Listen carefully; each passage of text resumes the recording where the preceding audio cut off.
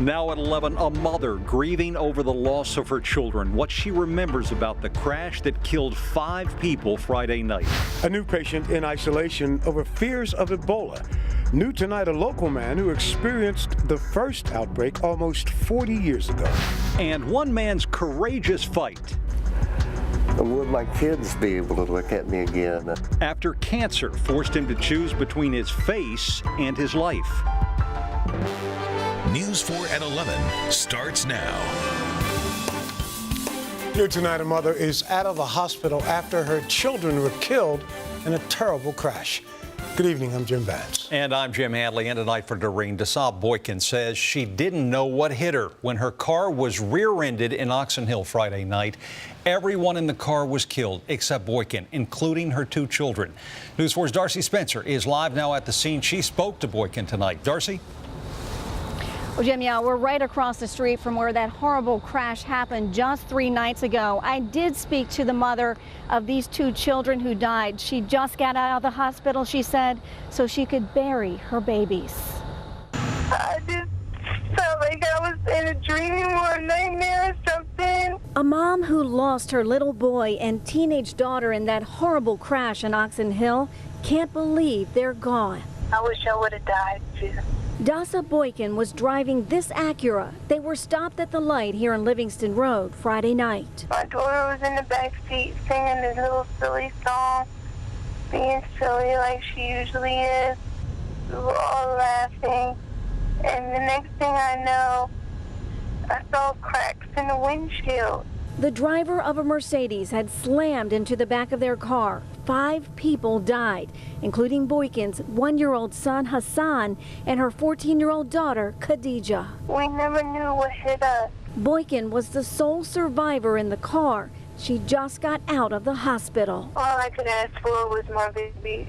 Her 2 closest friends also died in the crash, Tamika Curtis and her sister Tiffany Wilkerson. They were passengers in the car with Boykin. Tamika was the mother of 8 children. Tiffany left behind 2 toddlers. I mean, we're talking about 10 kids without mothers. 10. I mean, that's absolutely devastating. Dominique Green was a passenger in the Mercedes. The 21-year-old also died, leaving behind devastated relatives who were also angry. She just needed more time to live her life. She was too young.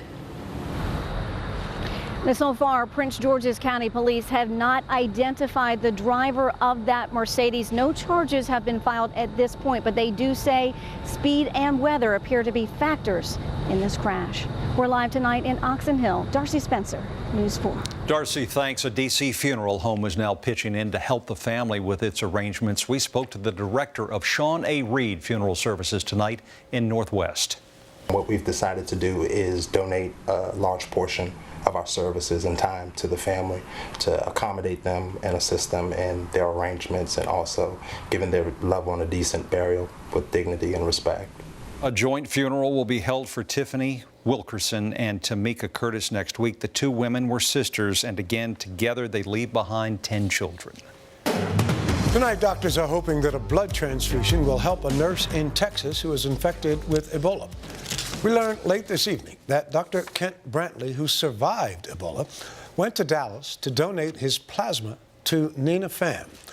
The Centers for Disease Control says it is doing a detailed investigation in an effort to find out how Pham, who was a nurse, became infected while treating Ebola patient Thomas Duncan. Also new tonight, the University of Kansas Hospital says it has a patient with Ebola-like symptoms. Doctors immediately isolated that patient after learning the person worked on a medical boat off the coast of West Africa. A man taken to the new Holy Cross Hospital in Germantown today does not have Ebola. He had recently traveled to Africa and developed aches and a fever.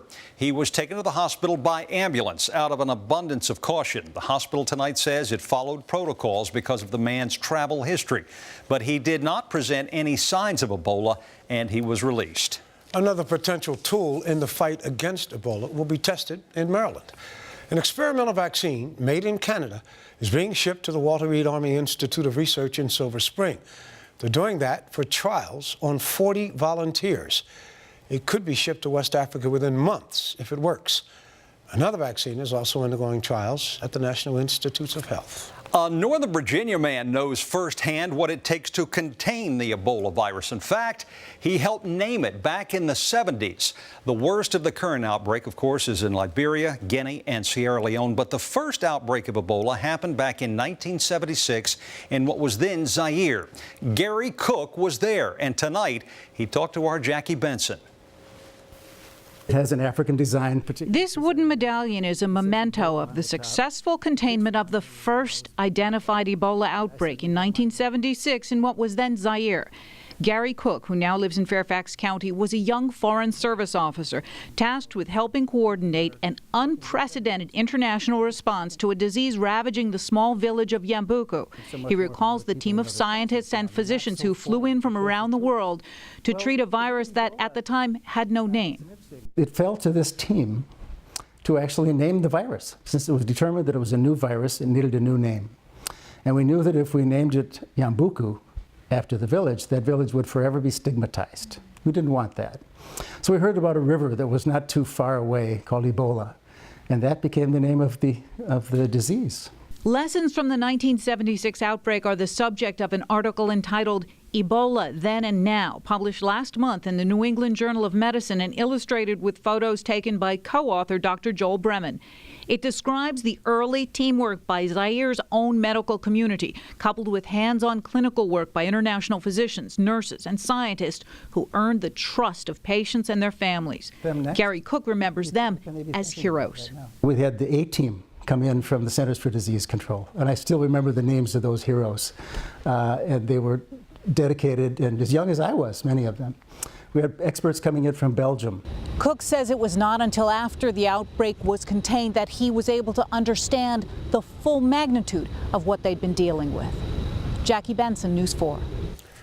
We turn now to a powerful line of storms out west. It's already left behind an awful lot of damage. This is what it looks like in northeastern Louisiana right now. Trees and power lines down. Thousands of people could be without electricity for days. Preliminary reports put a total of possible tornadoes today at 12. 4 of them have been confirmed, including one that killed a Marine in Arkansas. Doug Cameron's up in the Storm Center. Doug, we're not looking for anything like that coming our way, are we? No, Jim, I do not think we are at all. Excuse me, but we are talking about a chance for at least some strong winds, and the potential is there for some very heavy rain, too. Take a look right now. Nothing on our radar currently in our region. We are on the dry side. However, we are dealing with a lot of fog across our area, too. Take a look at what's just down to our southwest. We've got some rain coming in around the Roanoke area, but more rain and more thunderstorm activity right into portions of Alabama, down through Tennessee, and that whole line continues to try to make its way our way. As it does so, we're going to see a pretty nice day tomorrow. Ahead of it, very windy tomorrow during the day, winds upwards of 20 to 30 miles an hour. But then on Wednesday, we'll see that line move on through. And look at the winds here. Gusts up to 40 miles an hour with heavy rain likely. 1 to 2 inches of rain is what we're thinking right now. Could be some localized flooding. I'll give you the timing of this and really break it down for you coming up in just a couple of minutes. Doug, thanks. Help End the Nightmare. That's the new plea tonight coming from the parents of UVA student Hannah Graham, who disappeared a month ago today. They released these new pictures of their daughter today with a statement saying they are heartbroken that no one has come forward to reveal where Hannah is. The man charged with her abduction, Jesse Matthew, remains in jail. He's also under investigation for possible links to the abduction and death of Morgan Harrington in 2009. The candidates for Virginia's U.S. Senate seat participated in their final debate tonight before Election Day. Senator Mark Warner talked about reports that he offered a federal judgeship to the daughter of former state senator Phil Paquette in order to keep him from giving up his seat and thus tipping the majority in the Senate in favor of Republicans. Warner denies those claims. His challenger, Ed Gillespie, says voters want answers. Let me make clear, I did not offer her a job, nor would I offer her any kind of position. So I can tell you this, the role a senator plays in the judicial nomination process is a critically important one and a very influential one.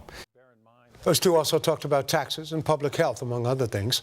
A University of Mary Washington poll released last week showed Warner with a 10-point lead. A Virginia man accused of knowingly spreading HIV is due in court tomorrow. Investigators say Daniel Cleaves had unprotected sex with a woman in Bethesda and never told her he was HIV positive. Court documents reveal there could be other victims. Tomorrow's hearing will determine if Cleaves should be extradited to Montgomery County to face charges. Next at 11, a full flight grounded. We'll tell you about the damage inside the plane that forced it to land. They're calling it an earthquake in the Catholic Church, the big news that came out of the Vatican today. And a rare cancer that took one man's face. I thought I looked like a monster. But not for good. One man's incredible transformation. Next.